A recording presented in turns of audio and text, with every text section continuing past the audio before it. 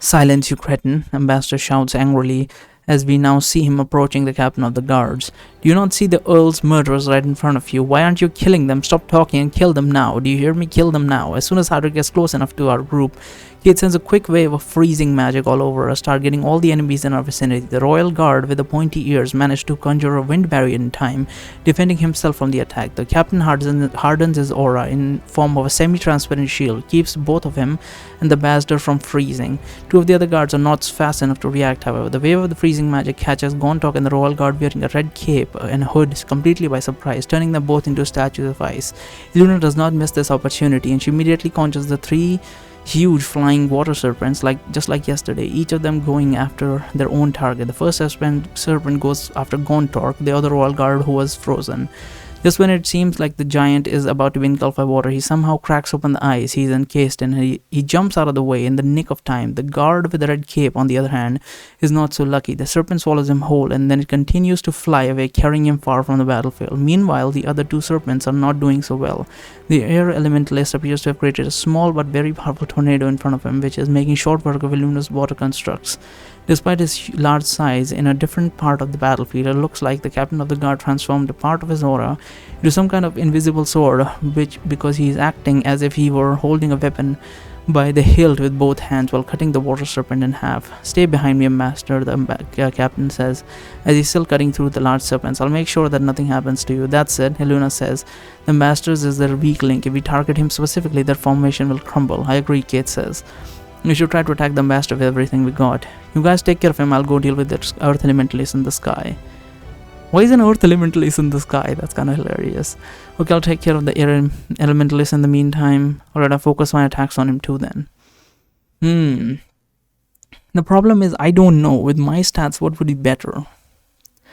My stat is Strength, Speed, Reflex, Observation, Hearing, Ancient Language. Yeah, I don't have much of a good stats. I don't know what should I go for. Sheesh, man. So if I go for the Air Elementalist, my main source of attack would be cut off, which is arrows, because you can just like flick them away. And attacking all of them would be kind of pointless. You know what? I have no clue, so I'm just gonna focus my attacks on him. Usually I'd have to go a different route, but I'll do this. "Make sure to cut off his escape route first," Iluna tells Kate. "I'm on it," Kate says. She then creates a large wall of reinforced ice behind the Master, closing off the alley that he came from. Iluna then makes two long water whips. She throws them both on the ground. In a matter of seconds, the two whips gain a life of their own. They turn into a cobras made of water, slither rapidly towards the Ambassador. Meanwhile, a long spike made of ice appears from the ground behind the Ambassador, preparing to impale him. Having defeated Luna's flying water serpents, the captain quickly makes a semi-transparent barrier around him and the Master, which defends them from Kate's ice attacks. Iluna's water cobras for the time being.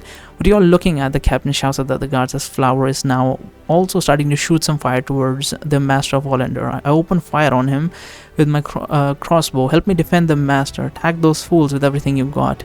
"Yes, defend me," the Master says in a loud but slightly trembling voice, as he is beginning to panic a little. "Defend me at all cost." Right after the captain stops talking, Hardwick attacks Gontor again, not wanting to give him the time to decide if he wants to listen to the captain's order or not. As the two of them fight, it becomes apparent that Gontor has gotten a little more used to Hardwick's new fighting style.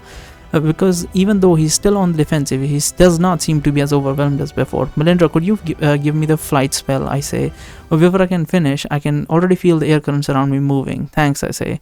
I raise my hands so that I can take off from the ground. "Hey, moron," Arka says in a voice low enough that all guards can hear her. "Remember how you told me to let you know when a guy with a hidden aura would be close enough to attack? Well, he just arrived and he's hiding in that empty house over there." She then draws a human-shaped figure made of blue light on the wall of a building, with some words written on the top saying, "I'm here, I'm hiding here." That's hilarious. A mere few seconds later, Kate sends a dozen icicles through the figure on the wall, aiming for every vital point. As the magically sharpened icicles easily pass through the stone building exterior, you hear a very short scream of pain coming from the other side, which is all that our black-robed enemy has time to do before dying, then falling on the ground. "Dreamer," Captain shouts while he is still struggling to maintain his barrier. "Still alive, answer me." The black-robed man remains completely silent. It's no wonder given the number of icicles that impaled him. He must have died almost instantly. But he did scream, so he didn't die instantly. I'll try flying closer to the master and the captain, I say as I am floating slightly above the ground. If I attack them from another angle, maybe the captain will have a harder time maintaining his defensives. Make sure to look out for the floating boulders above us, Luna says. There is no telling what the earth elementalist who's created them will decide to drop them on us. Thanks, I'll keep that in mind, I say. Be right back. I then raise myself a little higher into the air, fly all the way over to the captain's side, positioning myself about 24 feet above him. 24 feet? That's not... Oh, 24 feet, okay. I was like 2 feet above him. I was like, that's a bit close. And the master, after shooting a few crossbow bolts which are easily repelled by the captain's barrier, I began reloading the crossbow. In the meantime, tried to strike up the conversation with my old friend, the Master Volander. Hey, Master, I say loudly. Long time no see. Don't talk to me, you murderer, the Master shouts back. I will make sure you pay for what you have done.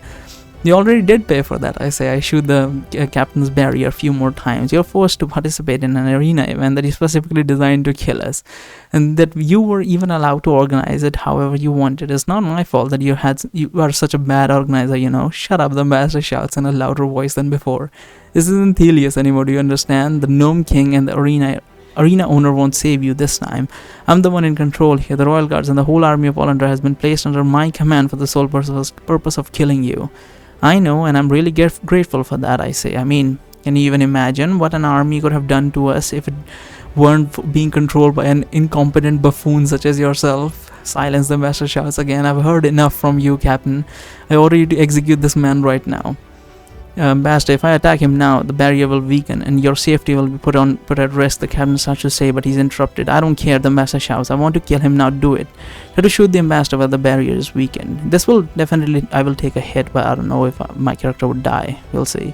As you wish, ambassador, the captain says, looking clearly displeased. He then stretches his right arm towards me and then he quickly pulls it down, with his hand being crossed into a fist as if he were to grab onto a rope that is attached to me or something. Not even a second afterwards, the invisible force pulls me down several feet below. I manage to break away from it and aim my crossbow directly at the ambassador. I shoot a crossbow bolt at him, and the one of them actually gets through the barrier, hitting the master in the right side of his chest. Oh, right side, like his right side or our right side? I'm guessing his right side.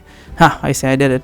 Barely get to finish what I was saying before I feel an immensely powerful pressure pushing me down, making me fall with my back against the captain's semi-transparent barrier, completely restricting all my movement as I am trying to break myself free from the auto manipulation technique. The captain pulls out a heavily enchanted dagger and he uses it to stab me in the back of the head and from below. This magically sharpened weapon passes through my skull with ease, killing me on the spot. Okay, well, that was death. Okay, let's fly back, I suppose. As you wish, Master, the captain says. He then yet blah blah, not even a second later, managed to break away from it and to fly away as fast as possible. The captain tried to pull me towards him again, but this time I can feel the effect of his auto manipulation effect. I feel the auto manipulation effect getting weaker. Looks like the range of the attack is limited as long as he is still maintaining the barrier. He is still probably become unable to use his invisible force on me in a few more seconds. What are you doing, you fool? The captain shouts at the ambassador shouts at the captain. He's getting away. The further away he gets, the harder it will be to attack him without dismissing this barrier completely, Captain says. He will die soon enough, don't worry. There's no need to rush things. The ambassador looks like he's still fuming, but he stays silent for once. After I get pulled back one last time, I finally make it out of the captain's attack range. I head back towards Kate and Luna where it's safe. It looks like while I've been busy with the captain, the black-robed royal guard who ambushed us yesterday teleported in the middle of the battlefield and started attacking both Kate and Luna with flying swords that he created out of nowhere. Kate and Flower are still attacking the captain with the captain of the guards with projectiles, so they can't really do much against the black-robed guy, while Luna is having trouble hitting him due to his constant teleportation.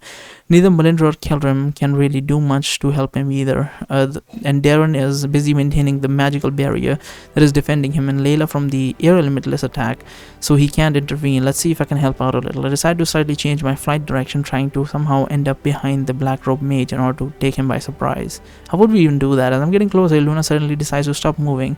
She just stands there for a few seconds while her attacker swings a dagger towards us. Seeing that she is not planning to evade this strike, the man stops his slash right as he was about to cut through her arm, and then he teleports next to Kate instead. Realizing what's going on, Kate stops moving as well. As she does this, the man in the black robe simply stops doing anything, while his flying weapons also appear to be frozen in midair.